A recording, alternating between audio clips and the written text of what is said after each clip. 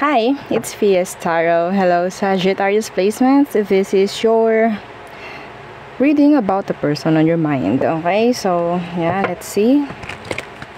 Ano bang meron? Before tayo mag-start, kung hindi ka pa nakakapag-subscribe, please do subscribe and hit the notification bell para lagi po tayo maging updated sa mga mangyayari pa lang. And syempre, kung may tanong pagdating sa private reading, just message me sa akin pong FB page for more info. Okay, and kung may mga tanong pagdating sa ating mga items, so yeah, just message me rin. Okay, so protection from evil eye, love bracelet, granter, and cord cut. Okay, so let's see the person on Sagittarius' mind. Who are they? Anong meron sa kanya? Some of you could be sabihin natin air sign yung person. Excuse me. May chance na parang ayaw mo na rin itong isipin. Ayaw mo na rin ma-stress. Yeah. Let's see. Ano bang meron sa kanya?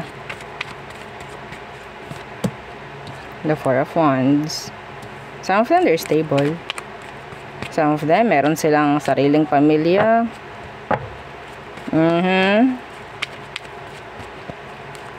What's with that Four of Wands? Days of Pentacles. Oh. Hindi sila pwede.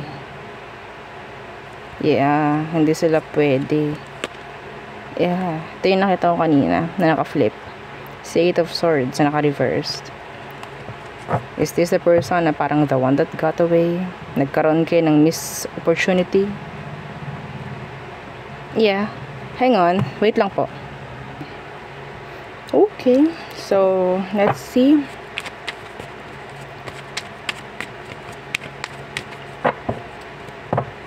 Anong situation sa ngayon? Okay. Anong situation sa ngayon? Strength in reverse. Parang merong hindi na kailangang ilaban na pagdating sa situation na, or parang meron ditong nakukulangan. Let's see. Justice. This is so specific. Sag. Ito yung sitwasyon na parang hindi mo na raw kailangang ilaban dahil hindi dapat. Hindi dapat. Justice could be marriage for some of you. Or anything legal. Some of you, ito meron akong nakuhang energy na specific rin. Pwedeng sabihin natin merong legal issue, legal matter pagdating sa situation. Meron ako nakuha somebody who is sabihin natin namimisikal. May namimisikal. Like a bugbugaberna. Parang ganon. So, forever. Okay. Yung iba sa inyo talagang nandun yung energy na kahit alam mong ganon, namimisikal yung tao, ginugusto pa rin. Parang miss opportunity pa rin. Like, yes. Or merong kumakaharap ng kaso. Kaya hindi masyadong mabigyang pansin yung connection sa ngayon. Ilagay nyo yung sarili nyo sa situation na pwedeng yes, alam nyong fit kayo. Okay? Huwag nyo ipipilit yung reading kung hindi inyo, ha? Okay? Huwag nyo ipipilit.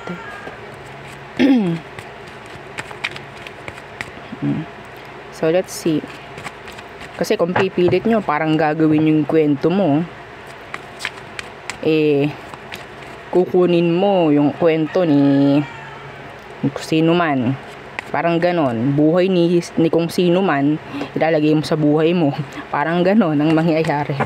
So, anong emosyon? Anong emosyon niya ngayon sa'yo? The Empress in reverse.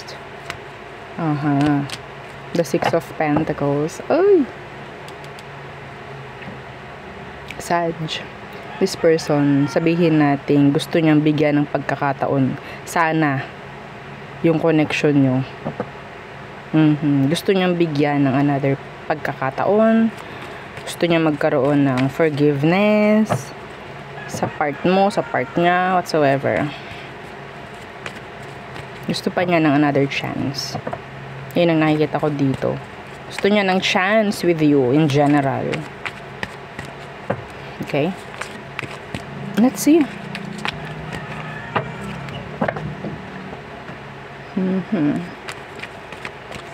Ano ba ang next action?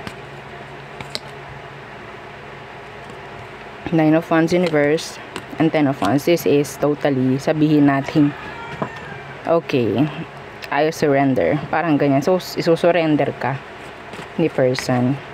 Kahit gusto man niya. The Ace of Pentacles in reverse. Yeah. A missed opportunity with you. Some of them, they're not stable. Okay? Sabihin natin, hindi stable yung income. Yung income, no? Or meron silang issue pagdating sa finance. Some of them. Or pwedeng itong taong to is not ready to commit. Yeah. Anong outcome / advice for you, Sag? The Hierophant. Woo!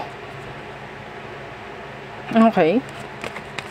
And the Sun.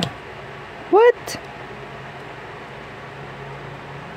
Parang ako sumabotahe ng sarili kong reading. Sa totoo lang. Pero the Page of Pentacles is here in reversed. Meaning to say, this is delays. Nakakakuha ako dito ng positive outcome. Kahit negative yung nakikita kong situation sa inyo ngayon.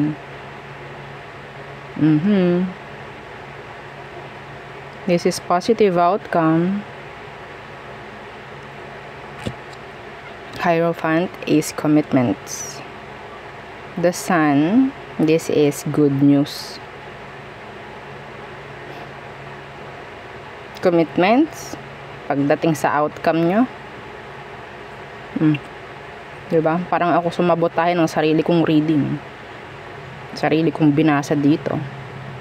Negative lahat. Lonely. Sad. Pagdating sa outcome. Okay? Well, that's the outcome. Hindi pa natin alam. It's like future. Okay? So, it's like a surprise. It's like sabihin natin a tower moment. No? Yes, tower is sabihin natin hindi naman palagi yan ay pangit. That's unexpected. Unexpected na pwedeng mangyari. The Ace of Swords is here in reverse. The Star.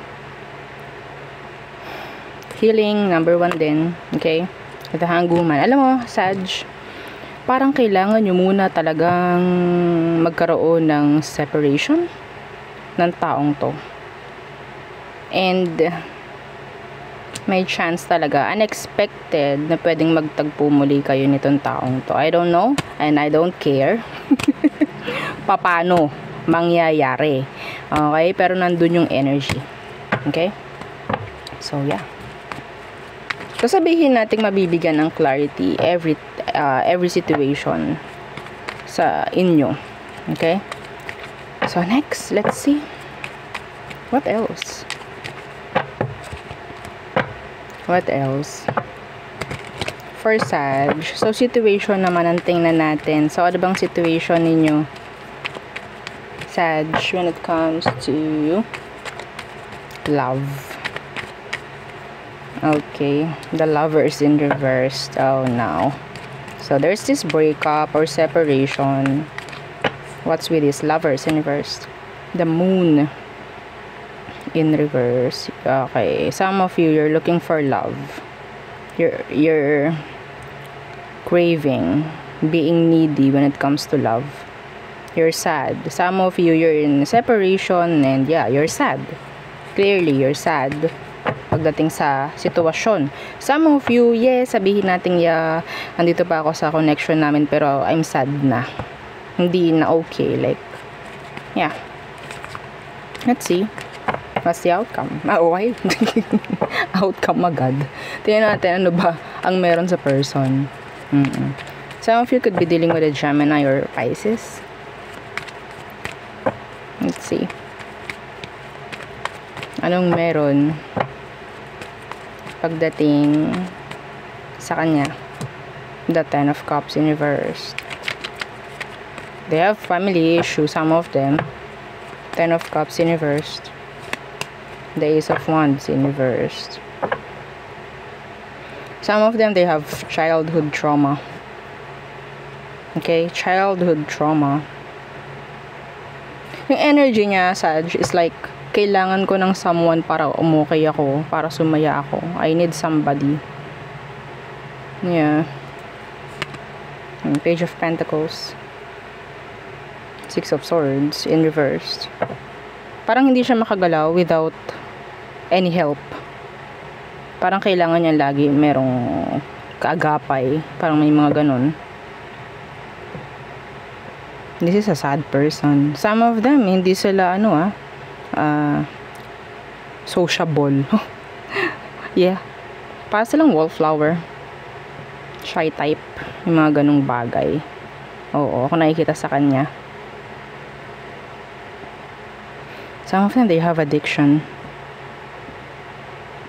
Yeah.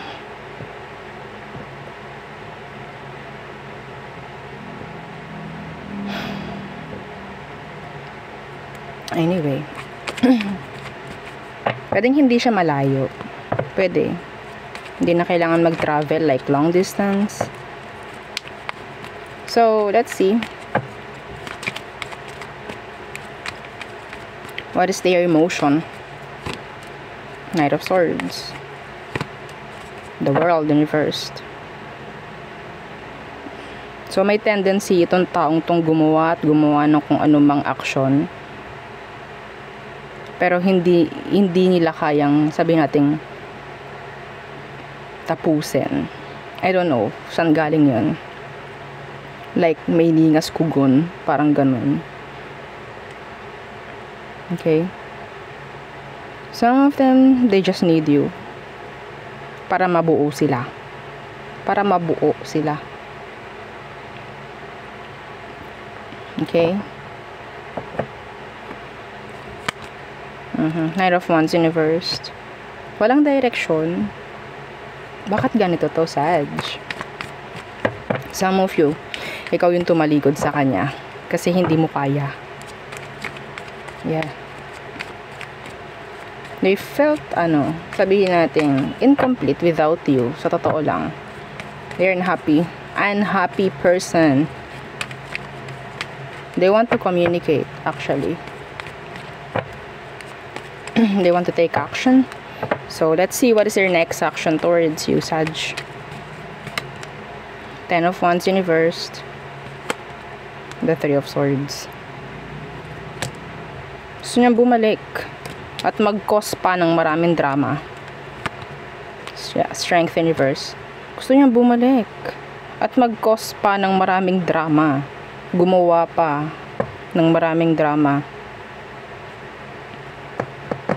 Grabe. Because yeah, they're in pain.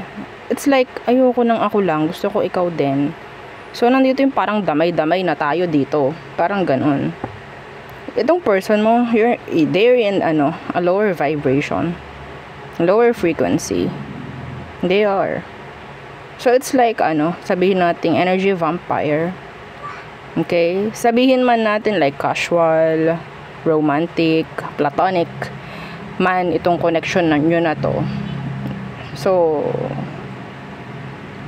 talagang iiwan ka nitong drain ka. Okay? Talagang iiwan ka niyang drain. Energetically, mentally, physically, financially, some of you. Okay? So, let's see what's the outcome. Malungkot, malumbay. Bakit siya ganito? Yes. Outcome / advice for you. The Nine of Swords. Out comes the Nine of Swords. Hello. Overthinking. This is being afraid, scared. Wala ditong sabihin nating peace of mind. Yeah. Kasi sila ganun din. So, pwedeng ma-share niya sa'yo yung ganung energy. So, it's like, what? The Eight of Pentacles in reverse. Hindi to mag-workout. Ang nakakatakot lang dito is, ikaw yung mag-provide ng mag-provide. At maiwan ka na namang ubos. Yeah. Maiwan ka na namang ubos. Walang makakapag-pagaling sa kanya, kundi sarili niya. Kasi kung sila itong parang maninirahan sa kung anong sapas niya, and hindi niya tutulungan yung sarili niyang makarecover, then wala talagang mangyayari. Okay? Lugmok tong taong ite. Sa totoo lang. See? The Ten of Swords. This is healing. Kailangan ng healing ng taong to. If they're not healed, may chance na talagang matrigger ka rin sa mga kailangan mong i-heal. So, ano yun? Damay-damay. Yes. Okay? So, mas maganda, kung sa tingin mo anong kailangan ng gawin dito, yun ang gawin mo. Kanya-kanya yun. Okay? If you can provide, at alam mo, you have this unconditional love for them, then go. Okay? Sabi ko nga, they will leave you drained. Okay? They will leave you hanging. Kung kaya mo nang ganon, then go. Pero kung hindi, then let them know. Okay? Wala tayong magagawa dito. Na i-provide mo na yung kailangan niya, then it's up to them. Kung gagawa nila ng next action, or sabihin nating iba pa na way para maging okay sila. Ang hirap kasi sa kanya is hindi siya nagiging masaya without any person na involved. Like, kailangan ko sumaya, gamit mo, gamit niya, parang ganyan. Sa pamamagitan mo, sa pamamagitan niya, sa pamamagitan ng aso na to, sa pamamagitan nitong butiki na to, kung ano man.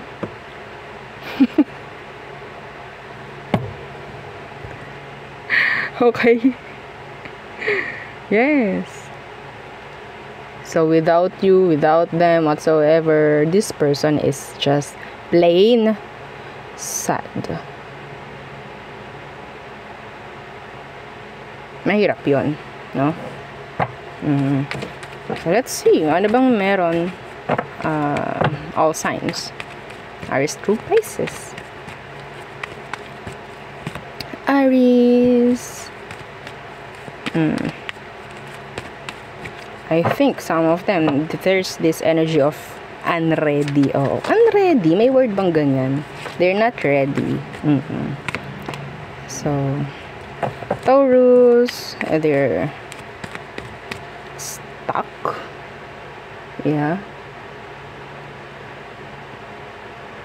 May mga iniisip itong taong to. Nandyan yung dumarating na yung parang they're making fake scenarios, kung ano-ano man, something like that. Gemini, could be third party involved. Cancer, they're into their work, career, finance. They see something, sabihin nating solid with you. So next is Leo. They want your attention, pero some of them, they're afraid to come forward. Virgo, they want you, they like you, pero secretly, yeah, parang ganyan, secretly admiring you. Si Virgo. Libra, they like you. You're their wish fulfillment. You're their happy pill. Scorpio, conflicted. Some of them, they're just giving you mixed signals. Sagittarius,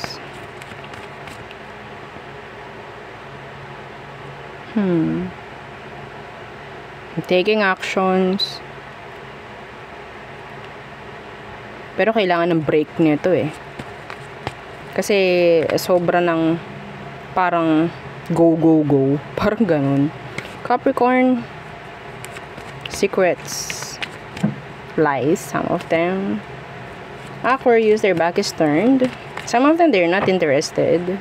Or maybe they're like faking it. They're just like faking it. Okay? Some of them kasi, they like you.